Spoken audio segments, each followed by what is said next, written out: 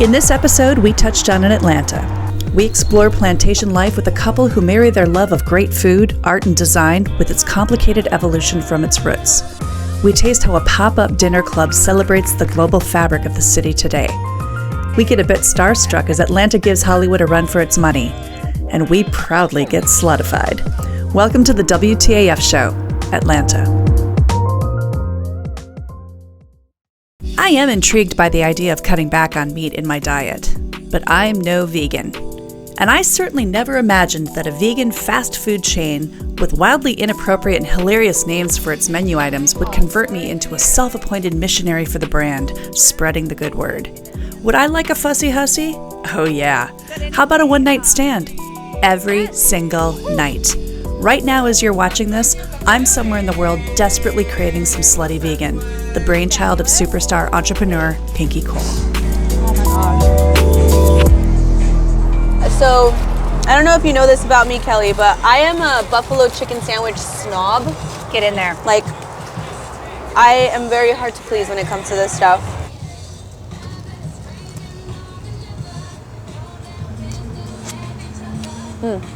Okay. So I will say, I can tell that it's not real chicken. Okay. But it does taste like the tempeh. Yeah. But it's good. It's not bad. It's just a textural thing. Okay. But the sauce, delicious. The sauce is so good. Like, I wouldn't miss a buffalo chicken burger, but I would know that that's vegan, but it's like doesn't take away from how good it is, you know? I mean, it's still calories. It's still fat. It's still protein. It's still all the things.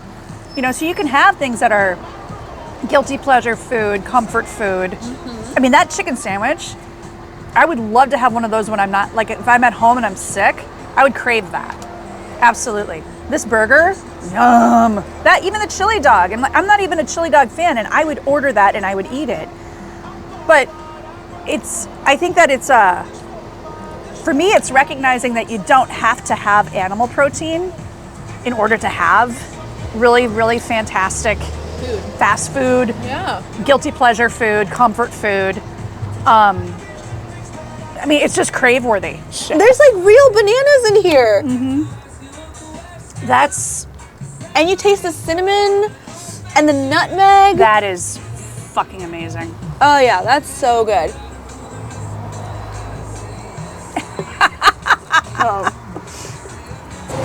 So Kelly, I have one last question to ask you. What's that? Have you been sluttified? I was sluttified in 2022. I'm totally sluttified. Have you been sluttified?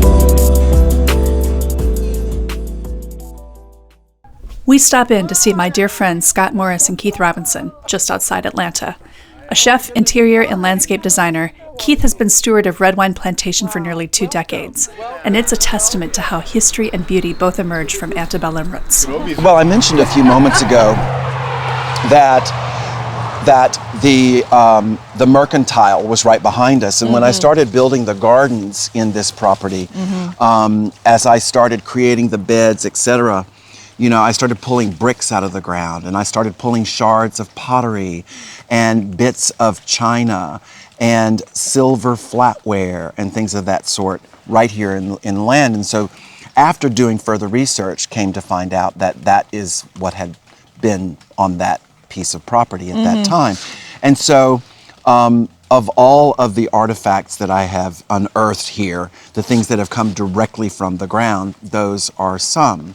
Additionally, you know, gardening close to the back door of the house, I unearthed a Union Army belt buckle, which is part of the history and the lore of this property, that Sherman actually camped here rather than burning this house because he was a Mason, and James Hutchison was a Mason, and as Masons honor Masons, they chose to camp here rather than to burn. What was the indicator on this property that didn't let Sherman burn this to the ground in his rage? Well, in the front of the house, there is a boxwood garden.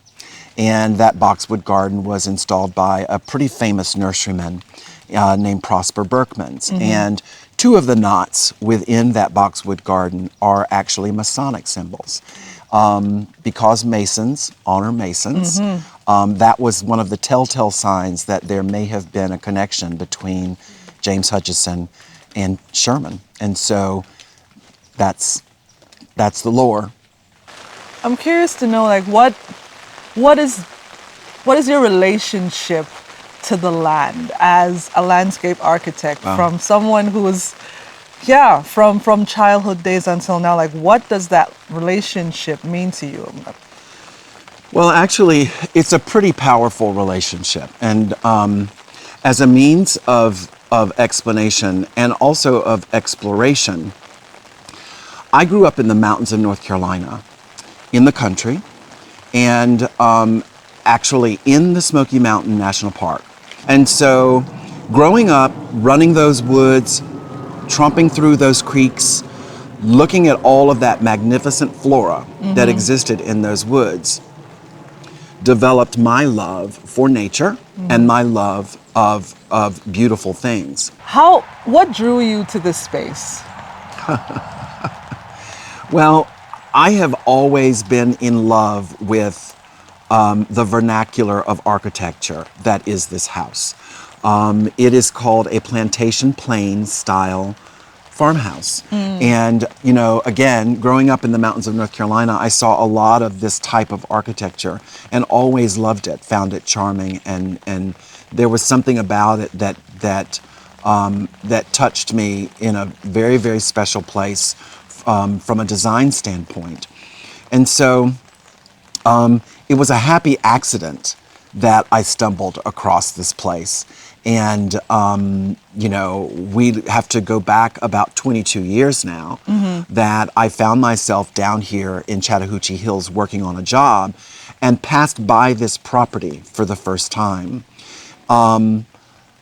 Just sort of planted it in the back of my mind and thought, that place is beautiful and really is deserving of some love. The architectural lore of the space, thank you. You have, in your unearthings, you have discovered more things with regards to the history Sure. of this space. Well, I feel really fortunate that the patriarch of the family, Mr. Redwine, who is still with us at 87 years, was very, very generous in gifting to me a treasure trove, a veritable treasure trove of archival information about the property, of photographs of the property, both of the house, of the existing boxwood garden, his family, as well as the enslaved people. You know, it's through all of that information that was so generously provided for me that I've been able to cobble together a pretty comprehensive history of this land and how it all came to be what we see today. Now let's get out of this rain and go inside to see what other treasures Keith has found over the years. We are in the parlor room where the Hutchison family would receive people.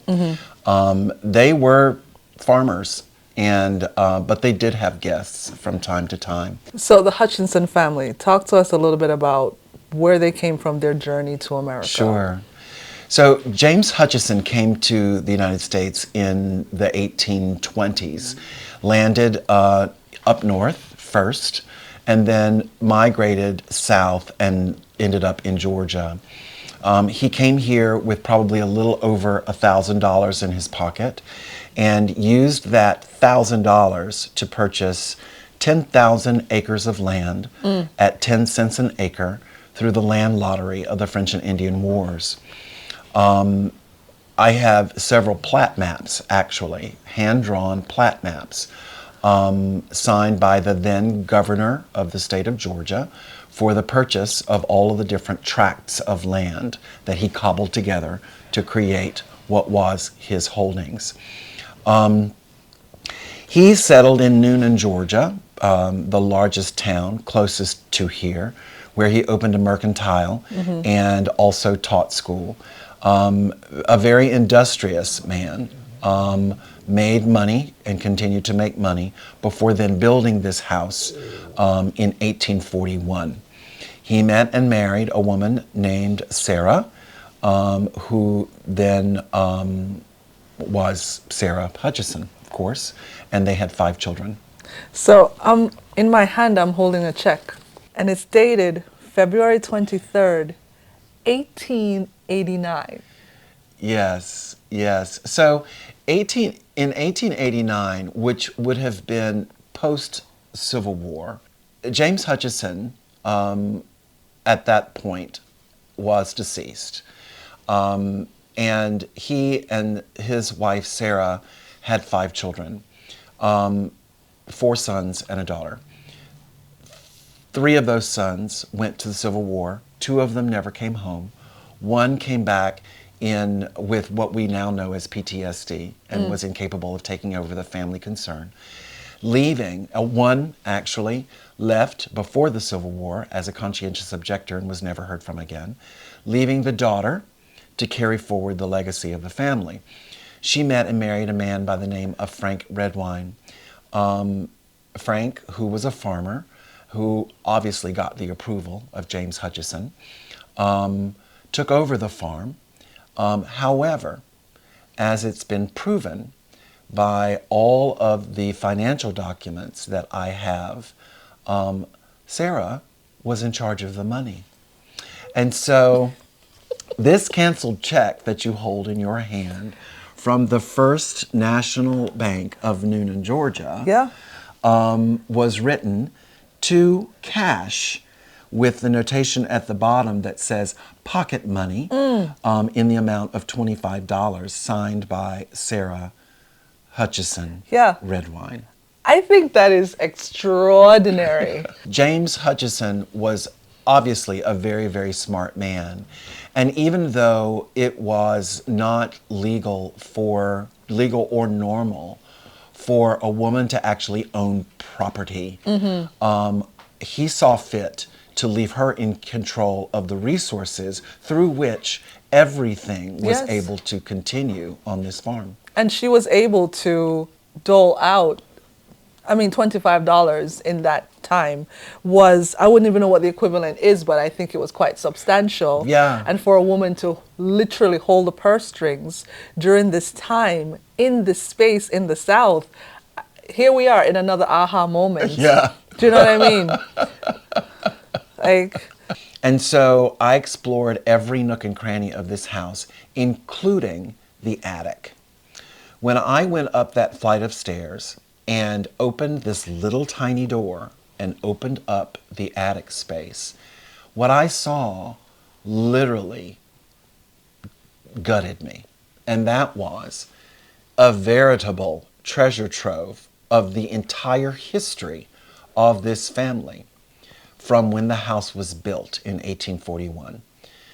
Trunks and trunks and trunks of things that were up in this attic. There's a particular letter that has you coming back.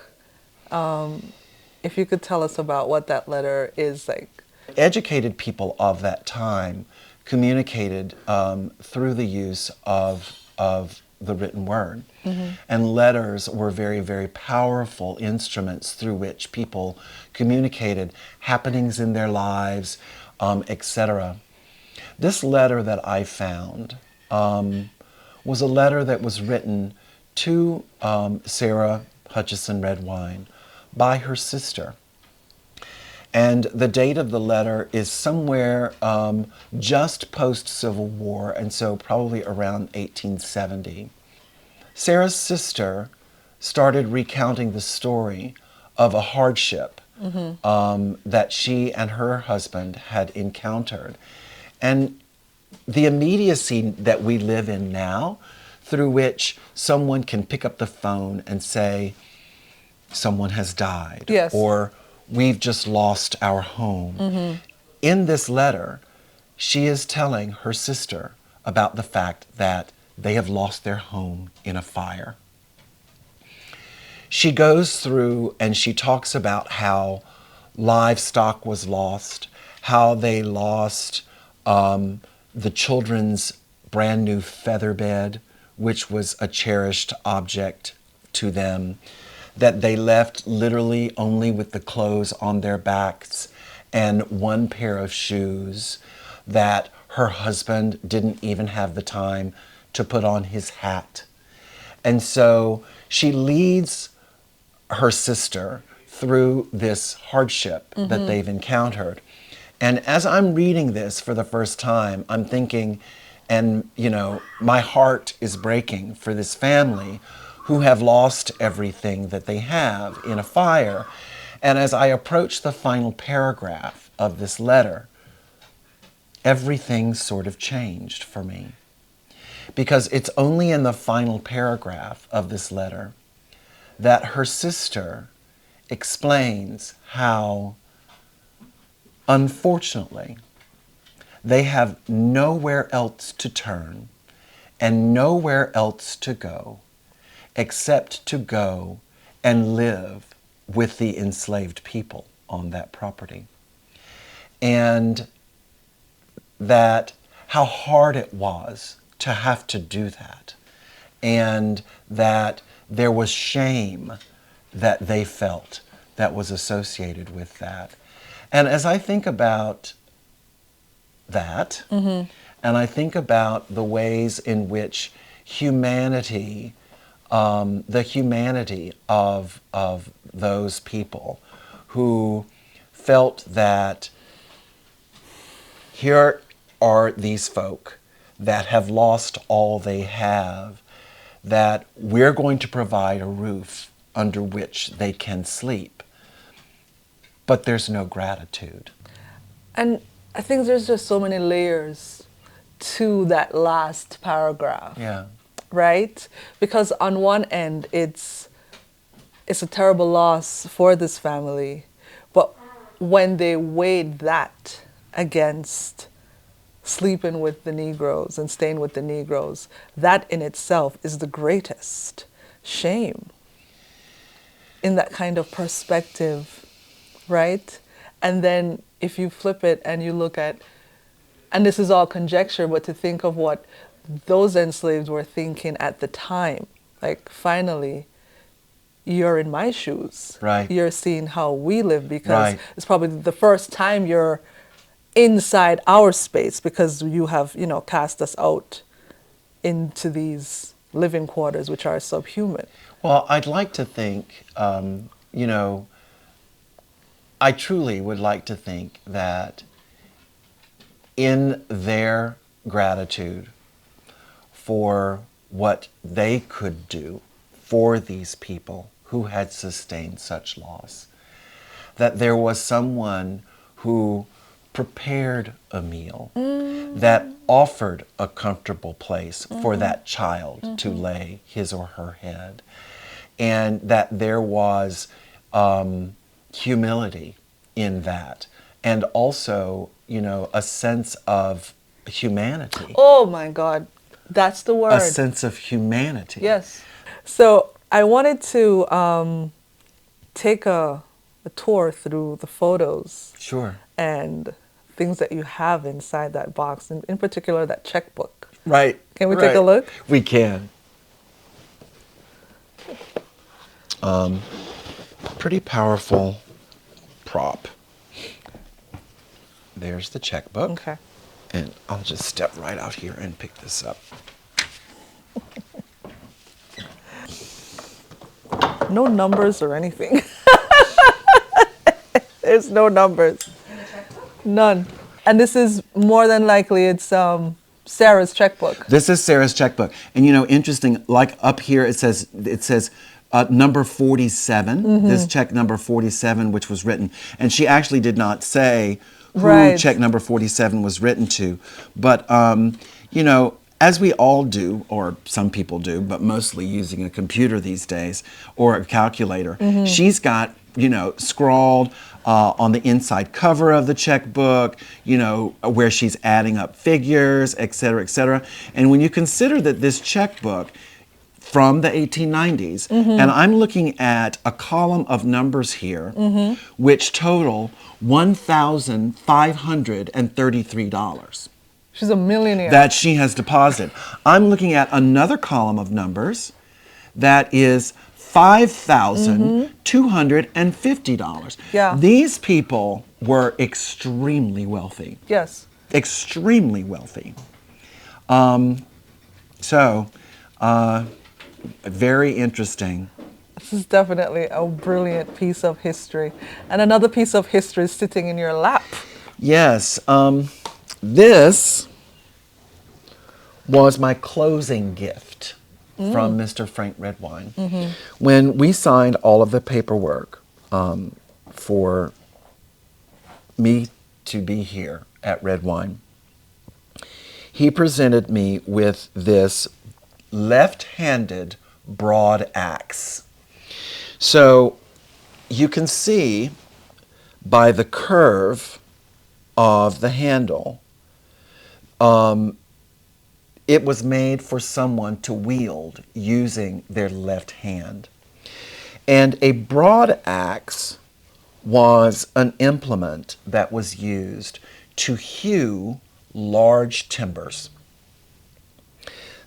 The blade of this broad axe was actually made in the blacksmith shop here on the property.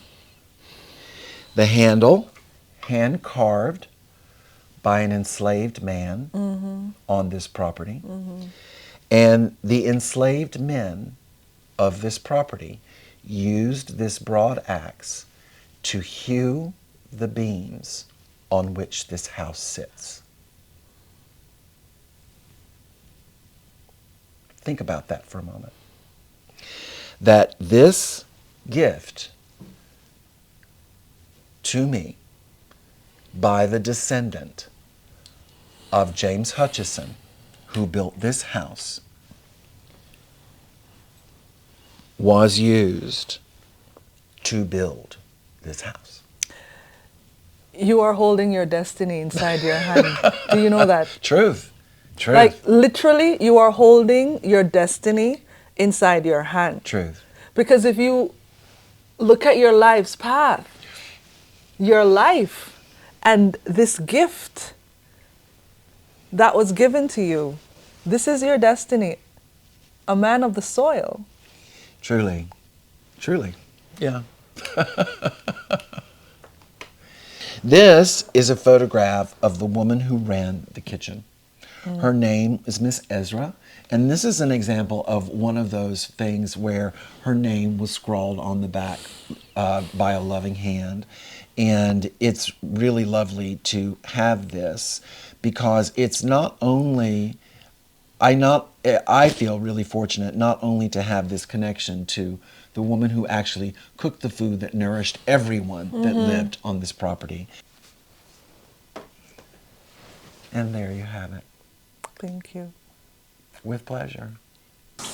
Well, we were talking a little bit earlier about the fact that this kitchen, which had been a separate building, is the space in which Miss Ezra created all of the food that nourished the family and all of the people that were on this property.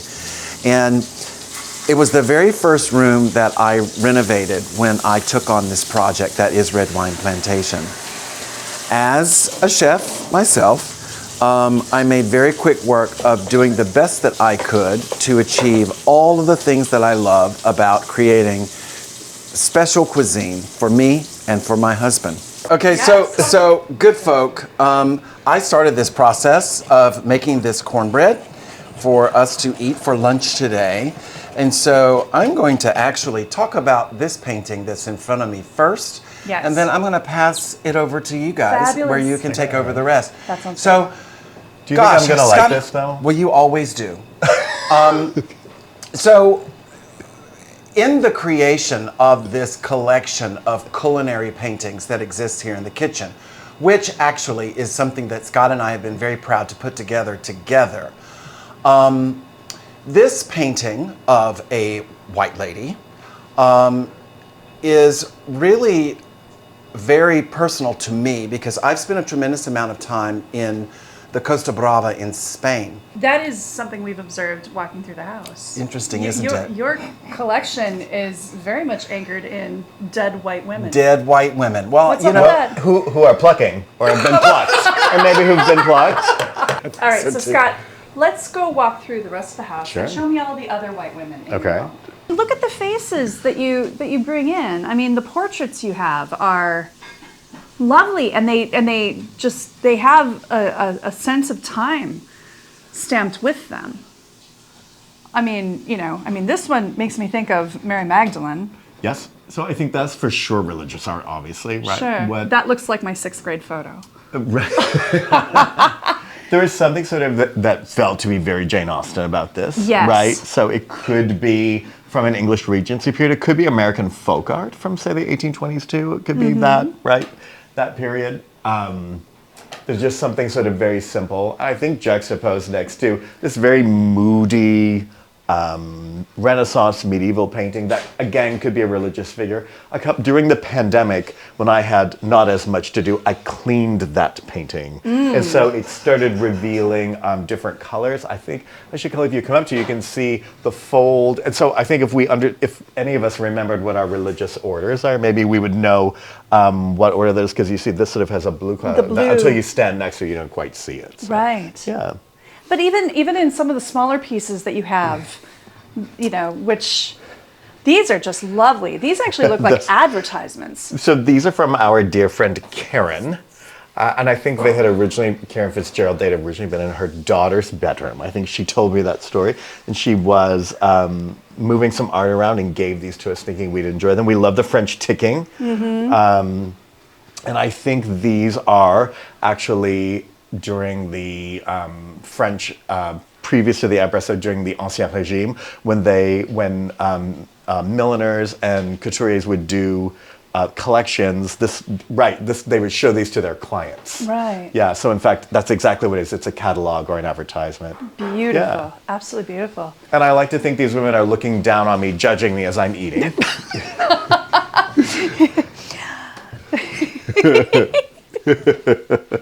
But even in these pieces, just, the forlorn look. Shifting from this to symbolism. Oh, right. Hello, Josephine. And this comes from the famous swan. I think, did Keith explain to you Yeah, that take us through. this was a door panel, a transom door panel that came from the famous Swan House, which was the Coca-Cola, the Inman family. It was the house that I think was built in 1923 in the earlier mid-1920s. The family with all of the wealth that they had accrued, and of course a very ambitious time, I think, in Atlanta history when grand families were building grand houses. And so this was very much in this style, and that house has a very sort of Baroque or French feeling to it. And again, I think if I remember the story, it was a ballroom with these transom panels that went above French doors. It's absolutely stunning. And especially again, in a room like this. Yeah, someone gave it to Keith. And I think that's what I love about the art staged in this house is it's not your black frame, white matte, contemporary. I mean, these are like works unto themselves, the whole package. Do you have any that speak sheer joy when you look at them? I'm not sure about that. No, I can't joy. think of any faces here that look happy. No. This one is absolutely stunning. And is that the story of Judith and Holofernes?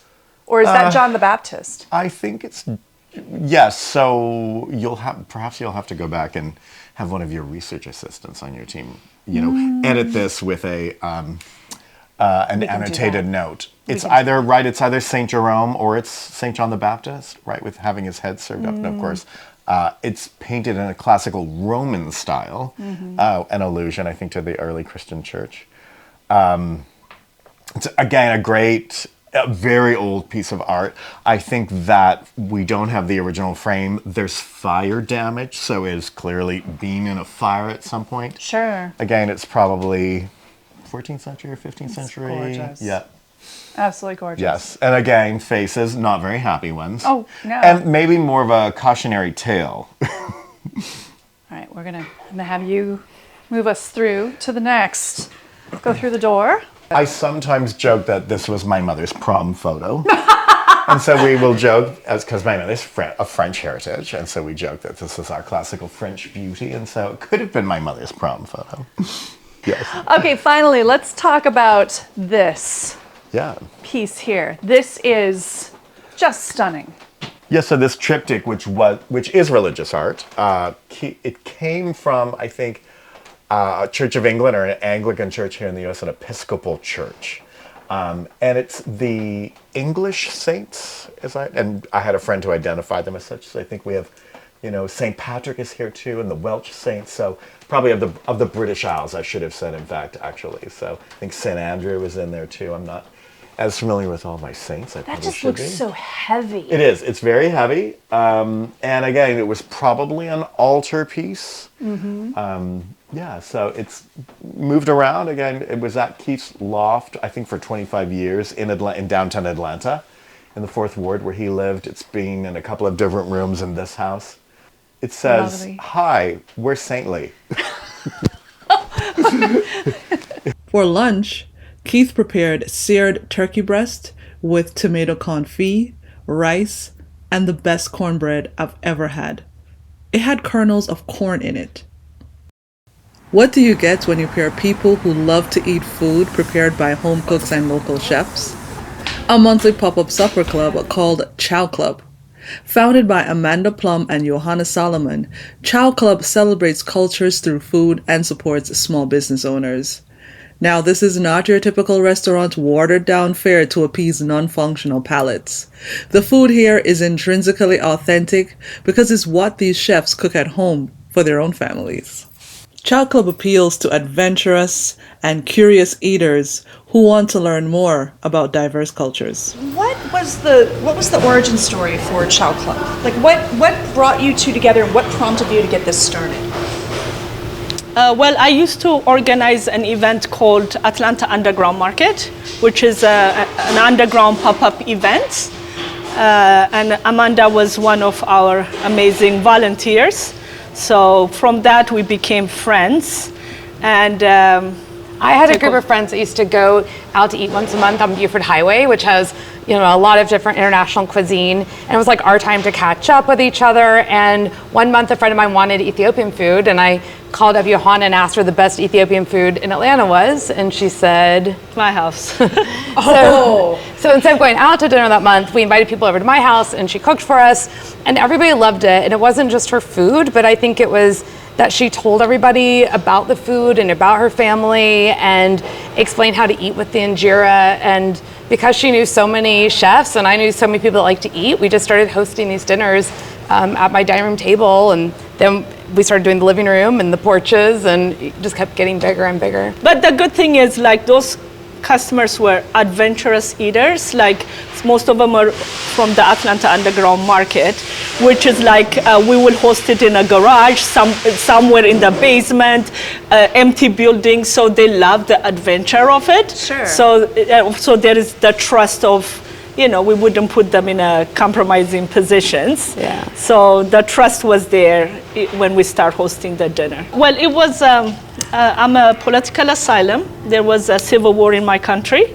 So I came to California first. And that was from Ethiopia? From Ethiopia. And then moved here when my sister moved here. And 2007, I think. Okay. So yeah, I've been here ever since. So that the refugee immigrant community is something I can relate to.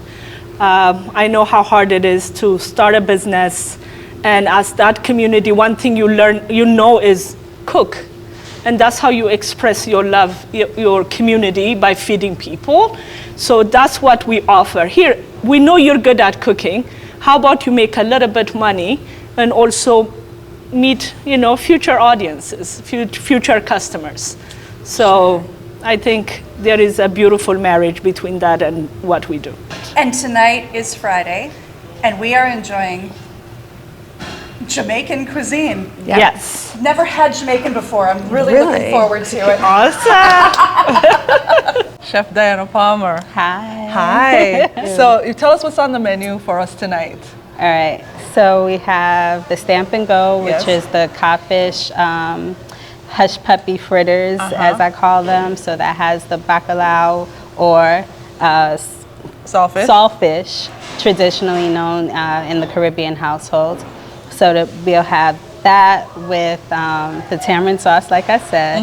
And then we have our Jamaican chicken soup. So we have it vegan and non-vegan, and that has some dumplings. If you're gluten-free, no dumplings, that'll be on the side. And we have a pumpkin soup for our vegetarians. So it's a little spicy, you know, has a nice little spice to it, heat to it. We have the callaloo with the 3 cheese mac and cheese, 4 cheese mac and cheese. So, you know, sometimes we get the reputation, at least Jamaicans get the reputation of not being able to make mac and cheese. It's funny you said that because I was just about to ask you, because especially on social media, they're like, when you come to the cookout, Jamaicans don't do the mac and cheese. Yeah. But tonight you're gonna do us justice, I know. I think so. I know you're gonna do us proud.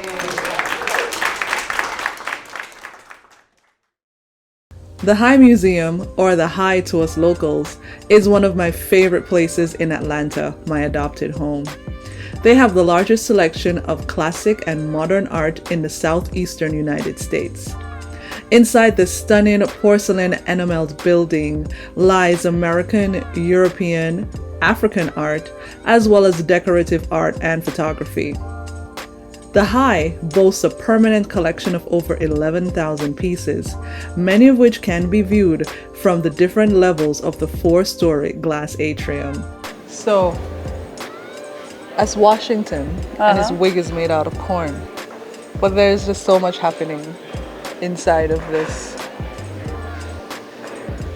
You know, you got the spirituality with the voodoo dolls and the skulls and cards being laid out like he's getting a reading, but The broken pencils. yeah.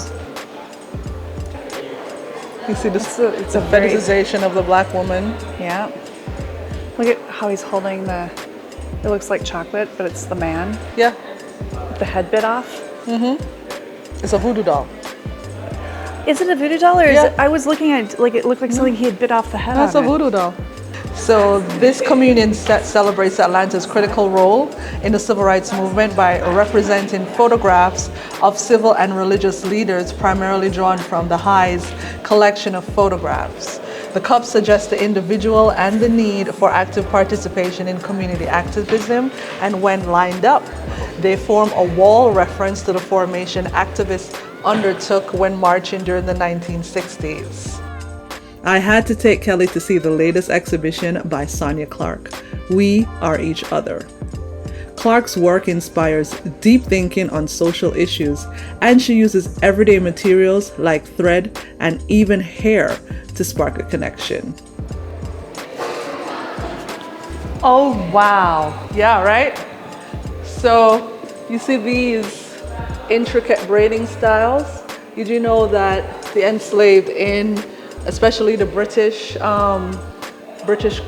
colonies used to put escape maps in their hair as messages to people who wanted to run? So escape maps, as intricate as they are. That's why they say black hair is so powerful. You can catch this moving exhibition until February 18th, 2024. When walking the streets of Senoia, a 30-minute drive south of downtown Atlanta, the entertainment industry is literally underfoot, with brass tiles marking the spots where key scenes were filmed in TV shows and movies. This quaint town was a prominent setting in the long-running horror series The Walking Dead. Casts and crews in the area since 2017 have had the advantage of star-level cuisine at Bistro Hillary, the creation of Chef Hilary White, one of the top chefs in America. We met actor and singer Margot Bingham through our mutual friends Keith and Scott. Margot has worked in Senoia, starring in the final 2 seasons of The Walking Dead. Her work also includes the HBO series Boardwalk Empire, the Peacock original series Leopard Skin, and the Paramount original miniseries Lawman, Bass Reeves, with more productions on the way.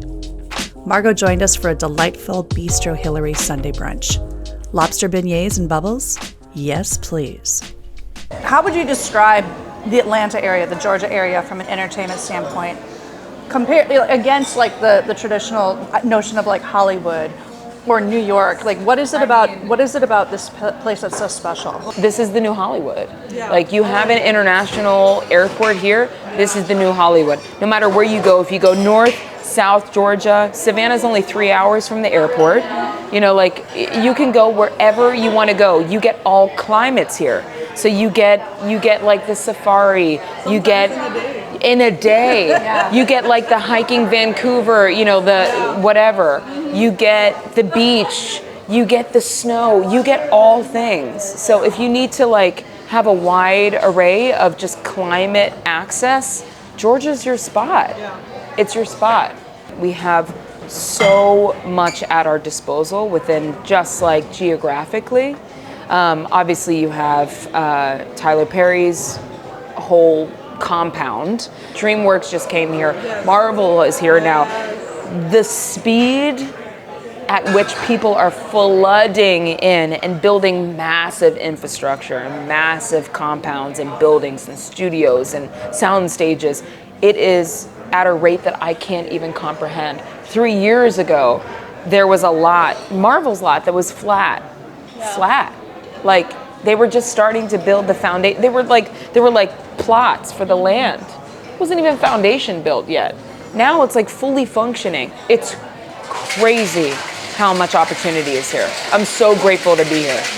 Talk a little bit about working here. Like when you say like you worked here, like what were you doing in Senoia when you were working? So I moved to Georgia for Walking Dead season 10. I had come on as a voiceover first, and then I joined the cast. But unfortunately, it was right at the middle of COVID. So I came on 2019. I was super excited to like join everybody. I had heard that this whole cast was like this incredible family, and I was like, oh my God, I'm so ready to be a part of this new crew, like let's go.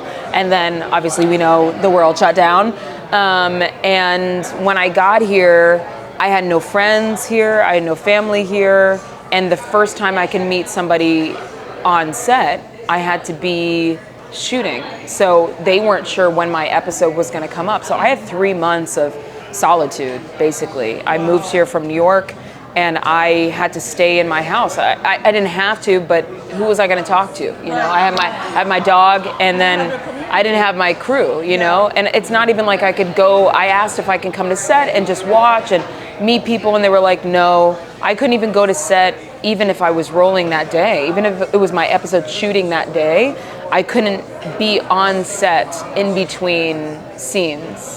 So I couldn't even network with the crew like I normally do, which I love, because the crew is the village, like, and that's what makes you look good. So you better know your crew, always, hands down. And then I couldn't even connect with my cast, which is my character build and my relationship, and it helps me create the person that I need to be on camera. So like all of that was stripped away in a way that I've never had to deal with before. It was so isolating and really sad. I had to learn how to like myself again, and I had just gotten out of a long relationship, so I was never used to being alone, and I was not used to being completely by myself with no friends, no village, no creative, no lover, no partner, no nothing. I was just like, you better start liking your shit again. Like, so in hindsight, are you happy to have had that experience? Oh my God, I love me. Yeah, she's great. Hey. Yeah, like what I love these tangents, because when you dive deep into who you are, like you have to do the work. And my thing is the spiritual work that you have to do, you have to go all the way through it so you can come out of it. Totally. Yep. And I want to know, like, what have you learned about yourself during that time? Well, first of all, I promise to never lose myself again, because I don't want to have to do this all over again and have to figure me out again and relearn me. Even though it was blessings and I loved learning more about myself, I've definitely changed. I've changed in the last couple months. I'm not the same person that I was at the beginning of this year. 1,000%. One thing I find really poetic about it, though, it calls me back to your Ghana episode, actually. The line that she says, I don't know if you've seen it yet, but she says, I'm paraphrasing because I don't remember exactly, but their daughter has returned back to the soil. And I feel like in a way, when you're talking about telling all of these stories as your part or like your responsibility for moving here to kind of preserve this type of culture and the local people here, and also telling those difficult stories. I'm not hugely superstitious, but it kind of feels a little stitious that you came here, and you saw that. I 100% agree. I also think that there are a lot of people locally that probably don't want me here. Whether they want me here or not, it's to their own ignorance and lack of knowledge of who I am, what kind of story I have. But I do uphold respect for a town that I am a tenant in. I am a newbie in. I know that this is not my land, but this is sometimes on the backs of our ancestors and people who were not even sometimes, all the time, who helped to build it, and it was not their land either. So I want to make sure that I do the land justice and that I'm respectful here, no matter where I am. But if it's in a place of hardship that has a really rough history, then let's go. I'm a single woman of color in the South. Don't get it twisted. Period. Yeah. That's dangerous. That's dangerous. No matter who I am, that's dangerous.